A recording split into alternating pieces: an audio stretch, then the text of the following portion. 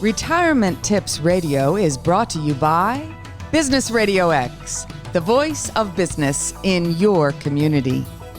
Currently serving over 25 markets, the Business RadioX network is growing fast.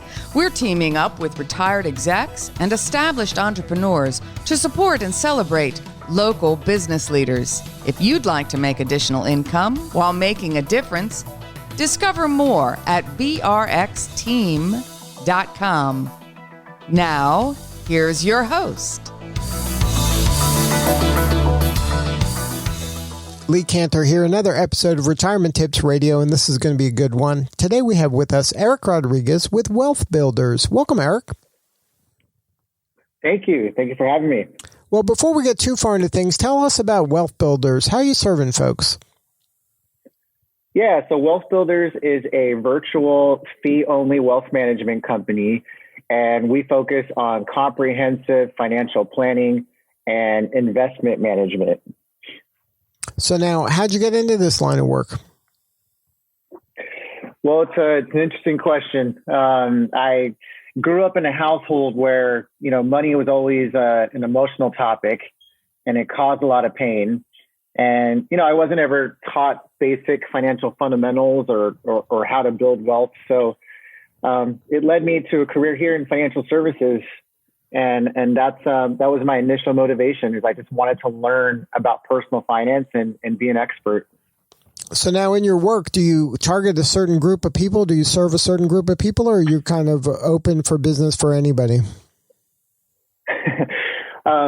So I tend to work with mid-career executives. So I think my average age client is about 41 and everywhere around there. And then have they ever used a financial advisor before? Are you the first, or are they moving from somebody to you? That's a great question. It's a mixed bag, if you will. I think about half of my clients have come from an advisor, and then the other half were trying to do it themselves and eventually thought it made sense for them to hire a financial planner like myself. So it's a mixed bag. Now, part of your work, I would imagine, is helping them set themselves up for a successful retirement. Is that usually one of the main drivers of why they're kind of investing in a financial advisor? Yes, that's a big part of it. But retirement, obviously tackling many aspects: investments, tax, cash flow, et cetera. So it is a huge part of the financial planning process for my clients. So now, are you seeing, when you're talking with them, is it kind of everybody's on their own adventure and they all have different kind of objectives, or is it kind of there's certain foundational building blocks that you have to work with no matter who it is really that you're talking with? Well, I'll answer that in two parts. So at the beginning, one of the things that I like to do is I host what's called a financial clarity session. And I want to get a sense of, what are their short-term, mid-term, long-term goals? What kind of lifestyle do they want at retirement? Because what I find is that everybody just has a different strategy in mind. They have a different lifestyle they want to live. So once we can determine the lifestyle that they want and we get some financial clarity on their goals, then we can go into the more traditional financial planning and plan their retirement around their ideal financial life.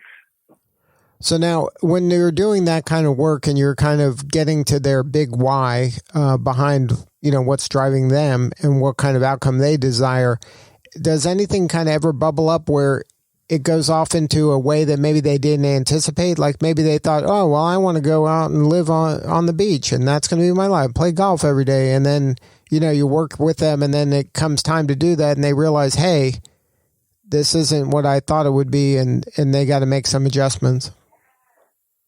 Yes, and that happens a lot. What I find typically too is with a lot of my clients, even if they have the means to retire at 65, for example, a lot of them choose not to retire because they want to continue working. A lot of my clients choose to maybe like start businesses or do some form of consulting or do something that they're really passionate about, and they just want to continue staying active and doing things. So I think that's a big change, because once they get into that retirement red zone, which I call, it's like 10 years before their quote unquote official retirement date, it's usually planned around, they want to, buy the beach house or play golf every day, or, move to a different state, et cetera. But once the rubber meets the road, if you will, oftentimes what I see is they do change their course, and they want to completely just continue, staying active and doing things versus just, the traditional retirement. So when you have kind of that knowledge ahead of time, is that something you just kind of let organically have your clients kind of self-discover that? Or do you kind of warn them that, hey, that sounds good, but, every day you got to do something. And if you're, like if you like cake and you eat cake every day, you might get sick of cake after a little bit. Yeah, I think too much of something is not good for you. I think I usually try to let it happen organically, but really what I try to do is drive the conversation so that clients can ultimately make their own decisions. I can give my general feedback and recommendations, but what I like to do is, when we create financial plans, we do the plans together as a team. And so I might provide some ideas, some recommendations, but ultimately the client is going to be the final decision maker. Yeah, obviously that has to be the case in order for them to really kind of they got to live it, not you. But when you're working with them, this to me is a big, I just don't know if people think about this in the planning stages, on the fact that once you retire, whatever that is, if you flip a switch and you used to work somewhere and now you don't, at some point you're going to care about your legacy, the impact you're making, what kind of world you're leaving behind. And I would think that the bigger your why is, the more successful your retirement's going to be, because it's going to be hard to just be kind of self-indulgent, for decades. Absolutely. And that's a big part of the planning process is, understanding where do they want their assets to transfer to, and how many trusts do they have, or what's the strategy for all of the assets that they have, and do they want to contribute to any charitable foundations or their church and what have you. These are all conversations that are so important, and it's a constant conversation too that I'm having with clients. Every year where there's something new that bubbles up that they want to communicate about and set themselves up in their family legacy so that they can have peace of mind to, live their life and not have to worry about it. Well, as part of your legacy, you've decided to write a book. Can you talk about what compelled you to write your new book? Absolutely. Yes. I'm very excited about the book. It's called Retire on Your Terms, and the retire is an acronym. So it's called Retire on Your Terms, 6 Steps to Build Your Wealth. And it goes back to how I grew up, and not having basic financial literacy. And so again, that drove me to the financial services industry. But, I've been in the financial services industry for a little over 16 years. But initially my experience had me questioning whether advisors were really looking out for their clients or for their own wallets. And so what inspired me to write the book is there are tens of thousands of people who I call financial predators, who are out to sell as many high fee insurance and investment products as possible. So the motivation is typically large commissions and not your best interest. So I was inspired to help people avoid financial mistakes. And I wrote this book to give you a manual to use so that when you're doing your own vetting, maybe you're doing your own financial plan or your own fact checking, you can have a fiduciary and certified financial planner perspective to give you an unbiased opinion. So let's talk a little bit about that and unpack that. Explain what that means, fiduciary, and why that's so important from the client standpoint. Yeah, so it's interesting in America today, if you're a doctor, you have to take a fiduciary oath with your patients.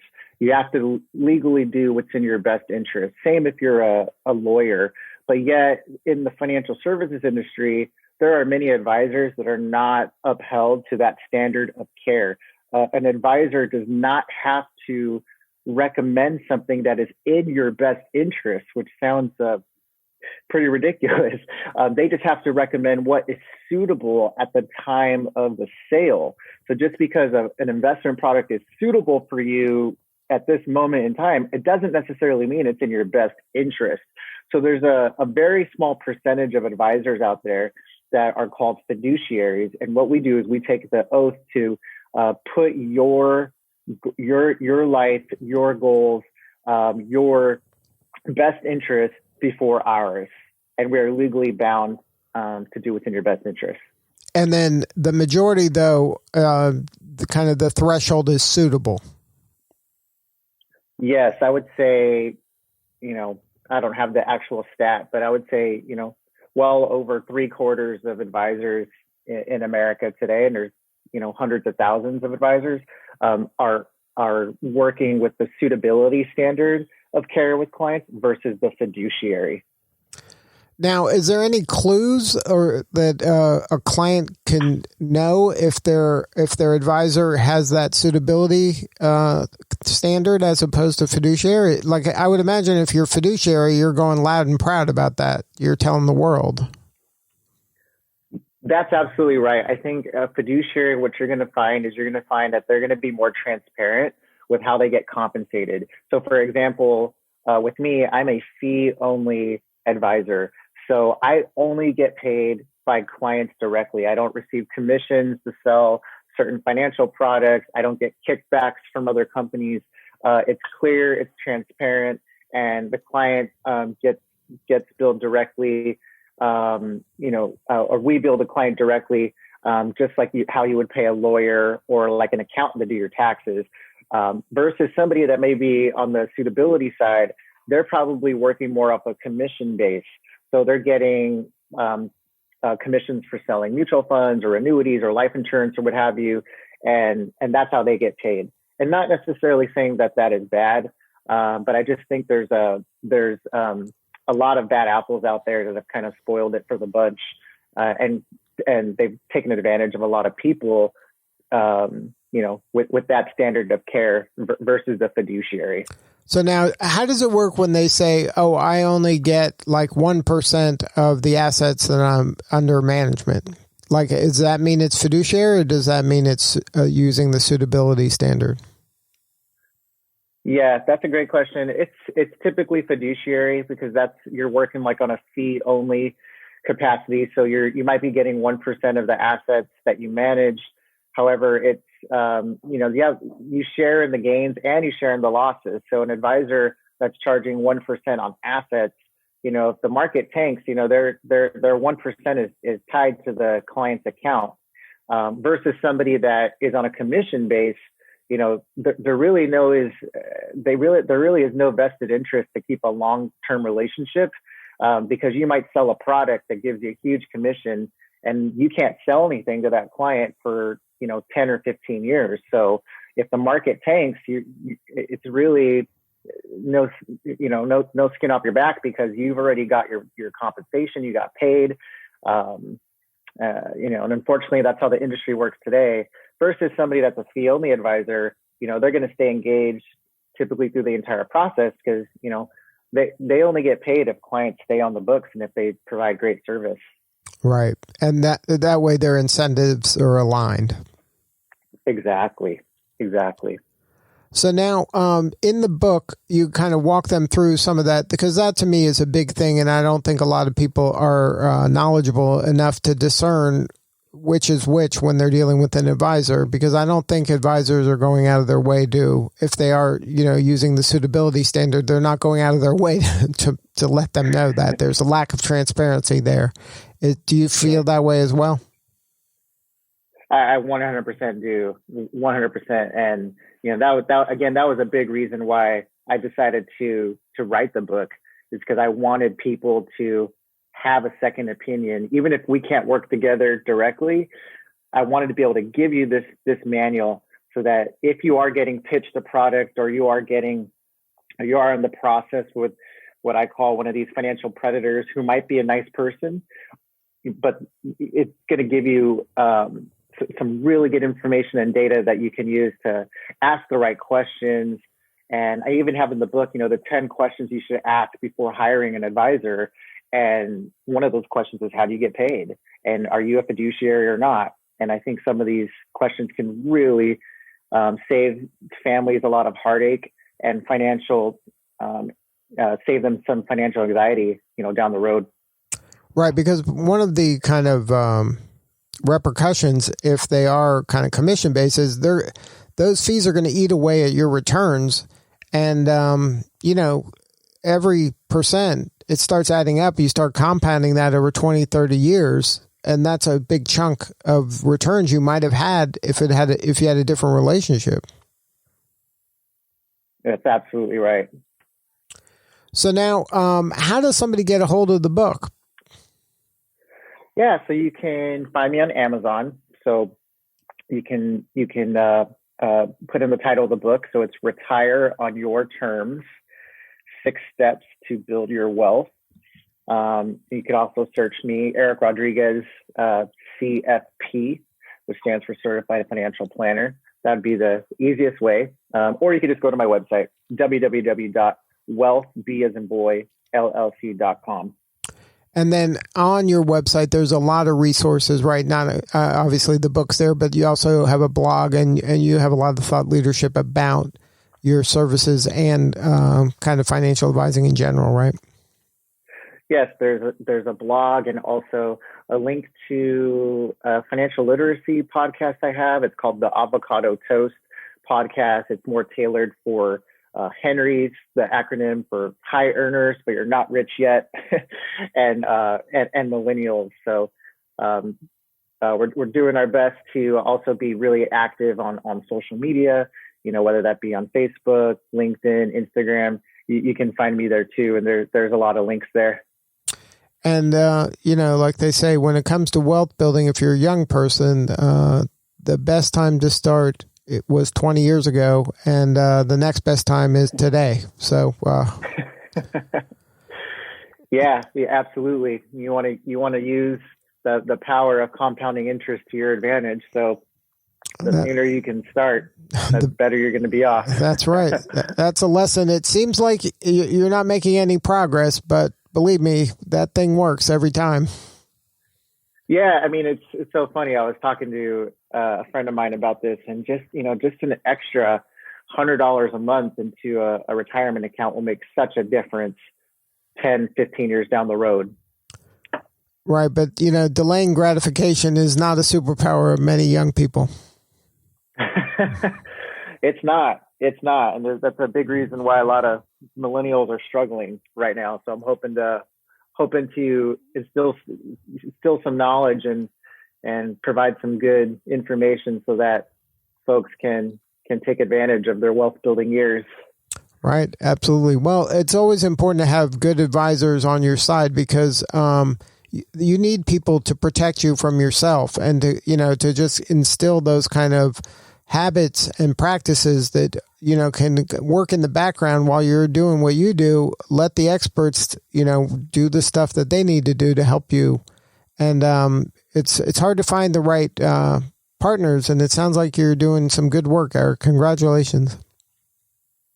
Yeah, no, thank you. I appreciate it. And that's a big reason why I wrote the book too, because I didn't want the book to be this, intimidating 400 plus page encyclopedia of financial terms, or like a book about how billionaires invest. Because I'm going to go on a whim here, but I think 99.9% of us are not billionaires. So I wanted to design the book so that anybody can read it. It's consumable, it's quick, it's everyone's super busy in your life. So it's short, sweet, straightforward, to the point, and it's a guide to help you implement strategies to help you start building wealth. And if you already have some stuff, then we'll help you protect it. Good stuff. Well, thank you again for sharing your story. And one more time, the website. Yeah, the website is www.wealthbllc.com. All right, Eric Rodriguez, thank you so much for sharing your story, and we appreciate the work you're doing to serve your clients and the folks out there. No problem. Thank you so much for having me. All right, this is Lee Cantor. We will see you all next time on Retirement Tips Radio.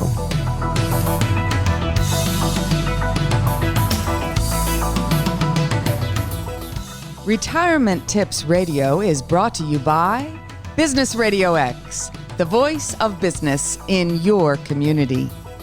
Currently serving over 25 markets, the Business RadioX network is growing fast.